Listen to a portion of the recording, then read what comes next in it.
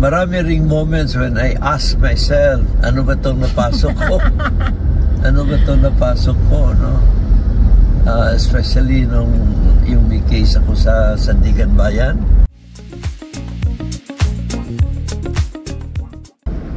I'm picking up my passenger for today. And I have a surprise passenger. Kasama ng akong pasahero.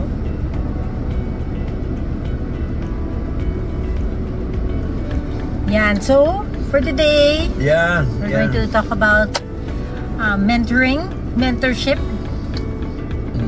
with Attorney Oka Moreno. Hello! So, life coaching and public life, public service. Heavy naman. Yeah. Actually, moka na ang gusto unta na ako na main topic natin because it's one thing that I truly admire sa imo ha.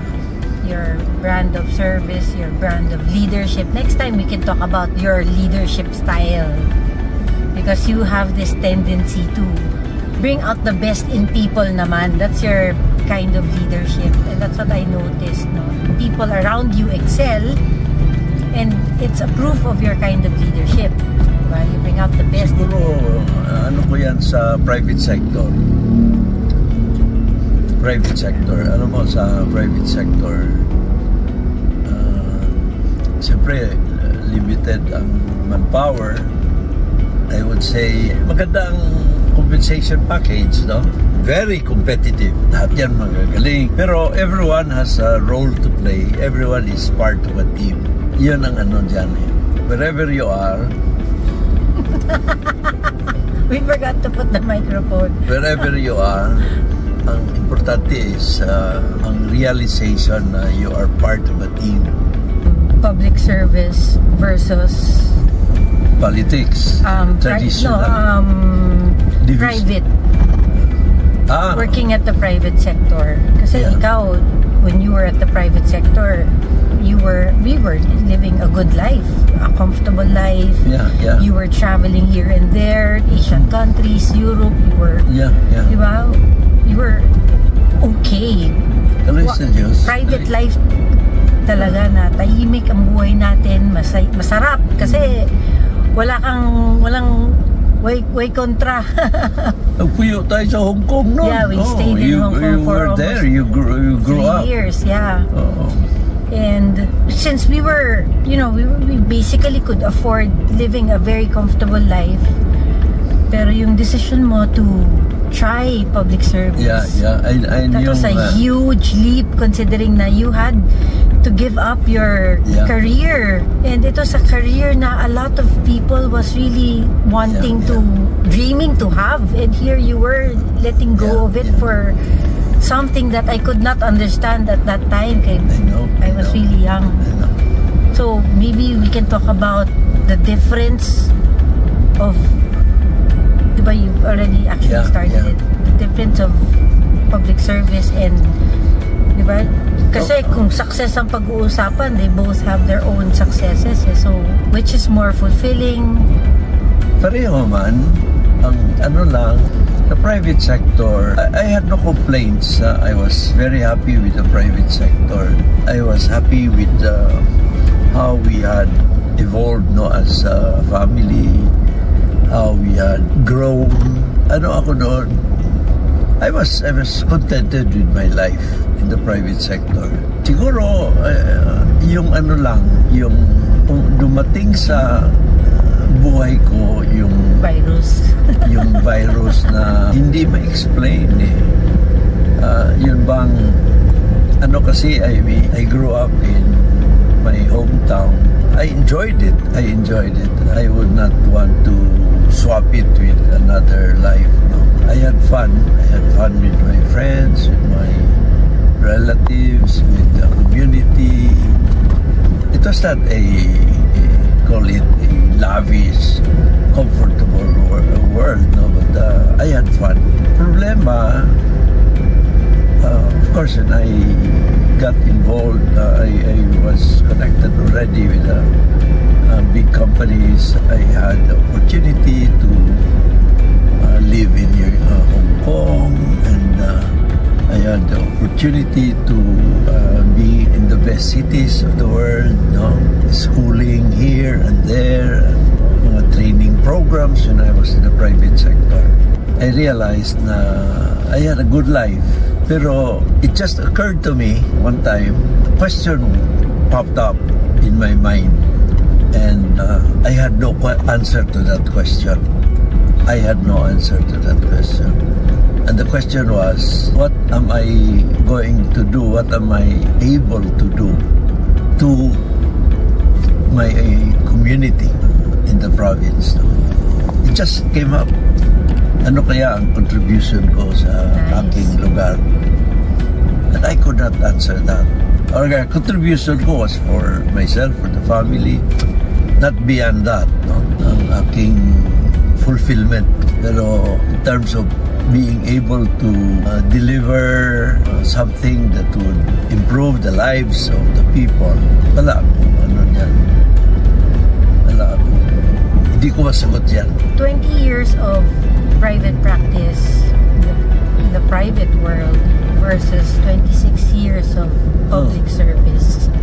Where can you say is your happiest moments or pareho naman? I was very happy in the private sector. Imagine yung ano natin, we lived in Hong Kong, and then walang problema. I was able to build a house when I was in the private sector. That same house that we're staying at. Oh, that same house that we're living in. No? Ano yan? We built that when I joined this foreign bank, no? In Manila. Ano yan eh? I was very happy in the private sector.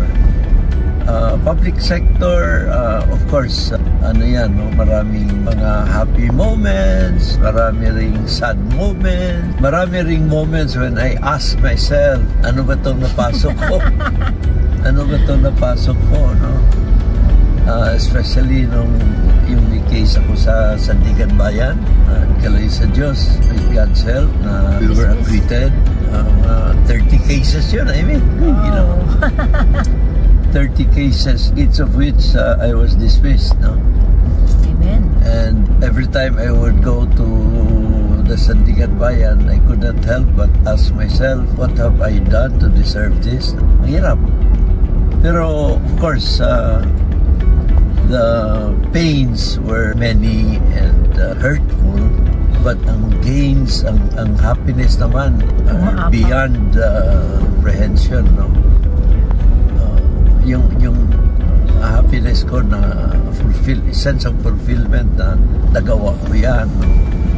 Imagine the honor that I was able to bring home to Cagayan de Oro, and before that to Misamis Oriental, yung mga awards that the LGUs had received, no? And these were awards of very competitive programs. Galing Pook, Sinergia, wow. Champion, ano yan? Diba? Education champion. Education, yung competitiveness index. Grabe. There are people who do not understand what these awards are for, and why do you aspire? Why do you aspire to get these awards? What can it do for the city? Yeah. What can it do for you? These are programs that were precisely sponsored by groups that wanted their target markets to show their best. The best that they are able to do would redound to the best interest of the people and eventually to the country, no? So, for instance, bakit yung competitiveness index, why is that being played very, very vigorously? Why is that being promoted by the DTI and the government, no? Very vigorously. The reason is the competitiveness of the country is the product of the competitiveness of the LGU that compose the country. Now, you have to look at the big picture. The big picture is the Philippines, the country. But can the country produce something by itself? Actually, no. the products of the country are the products of the component regions. And the component regions are composed of the component provinces, cities, municipalities, and barangays. So that's the idea of this competitiveness index.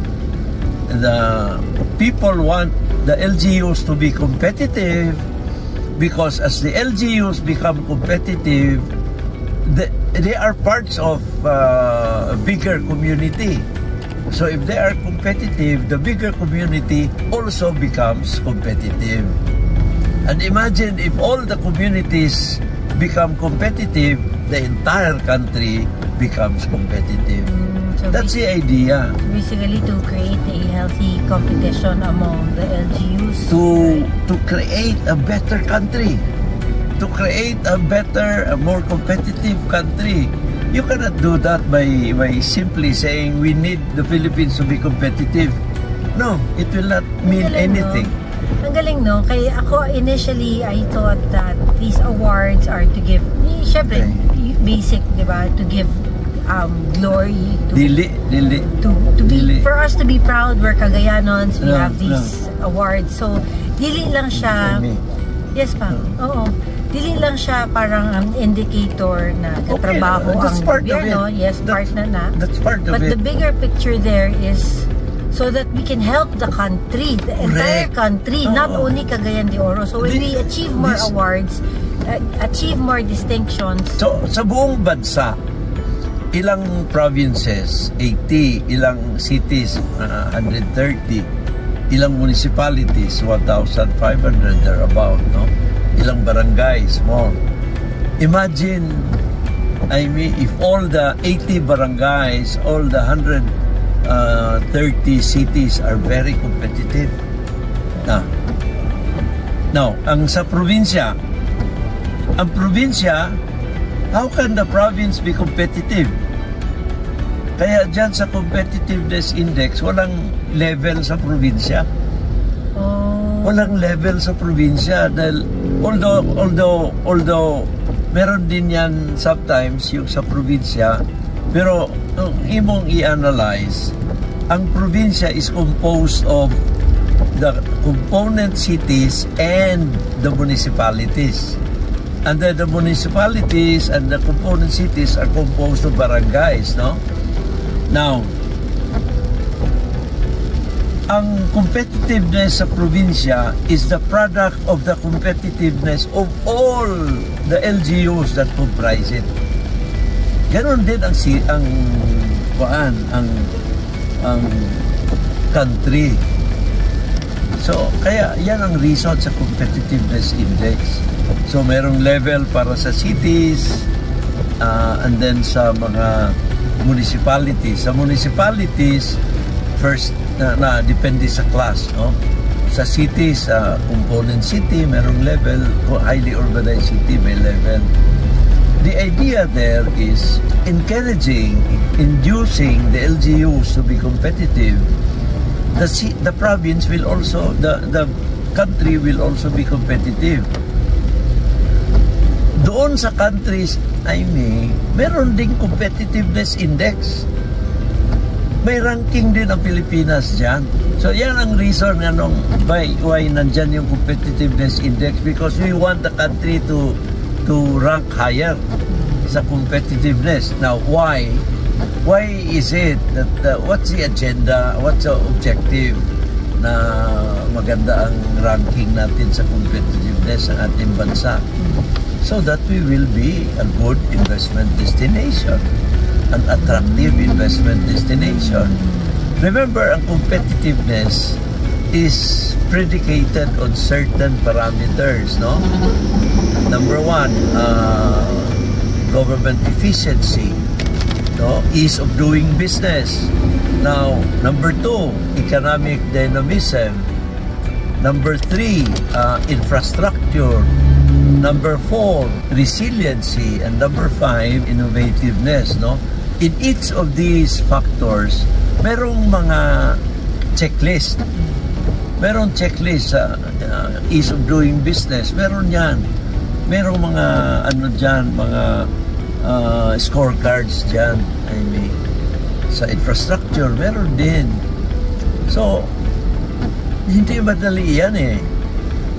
Pero, of course, if you imagine, if you do well vis-a-vis the rest of your class, wow, that's something. That's something that you can really be proud of, no? Kaya sa akin, very proud na ang Cagayan de Oro for 10 years from 2013, consistent yan among the top 10 sa most competitive, highly urbanized cities. Consistent yan, without fail. And that's on the record. Yeah, that's the deeper understanding of why we should aspire for more awards. Yeah. No? Yeah. Akala ko para pwede tayo magkinapayas ba? Cagayan, number 1, number 2. It gives us more pride to our roots.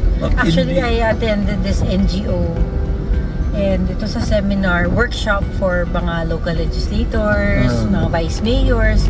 And so when we talked about Cagayan de Oro, syempre, akong gi-mention yung mga awards ng Cagayan de Oro during your time, and lahat sila sobrang amazed na amazed. Doon ko talaga na-realize yung value na kung every time na nanalo ka ng mga awards like the Galing Po, I see the tears, the invisible tears rolling down your cheeks every time you win a victory eh. So parang sila rin mismo, parang wow. At saka they know that Cagayan de Oro has been receiving so many awards left and right na talagang imagine sa tanan, sa tibuok Pilipinas, consistent ta sa top 10, di ba? It's not a joke to be competing with mga sa Metro Manila lang. How many highly urbanized cities are there in Metro Manila? 17. No? 17. Imagine, nasa top 10 tayo. So, ibig sabihin, we're better than at least 7 other highly urbanized cities in Metro Manila. And that's not easy. Even if you're number 10 and kung number 7 ka, number 6, wow, that's much better standing. Galing, no? Pero natuwa ako doon kasi I was just looking at this is exactly why I want to talk to you. I want to look at the things that you see because dili pa na ako makitaan yung natural, yung naked eye, naturally wala. Iba ang imuhang lens pang. Pero murag microscope ng imuhang lens. Okay lang, pero ang beauty sa iyo, sa imo is number 1, your heart is in the right place, and number 2, maganda ang attitude mo. Maganda ang attitude mo. Yung leadership qualities mo are also very dominant. Wow. Leadership qualities. So of course, yung patience mo, perseverance mo, yung dealings mo with your fellow men, you know, magaling ka eh. Wow. And of course, you have the heart of a public servant. Ano yan? Yeah. Pero, I've been observing you. Pasado ka na. Award. Pero alam mo pang, in all honesty, marami akong nakuha sa iyo eh. Yung simplicity, nakuha ko yun sa iyo pa. Yung walang arte, yung bisag-asa, yung ganun ba? I'm not pretending kasi ganito talaga ako, and people sometimes are shocked to find out na mukhaon ko sa mga karinderya. And these are the things na you brought us up na, di ba, basta lami, limpyo, okay na. Can I see it? And also when talking to people, regardless of status, regardless of who or what they are, I see that in you eh, na hindi ka namimili ng kakausapin na just because presidente ng kumpanya to na you show them a good attitude, but in reality you show a good attitude to everyone. And yan yung mga bagay na nakita ko sa'yo, and also the way you speak sa mga to everyone.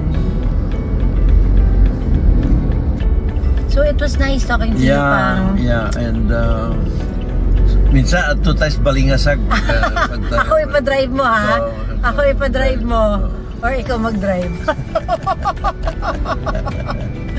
Pero I like this. Gusto ko talaga yung casual talk kasi mas na yung as if you're not teaching, diba? Talagang casual. Mas gusto ko yung casual talk natin.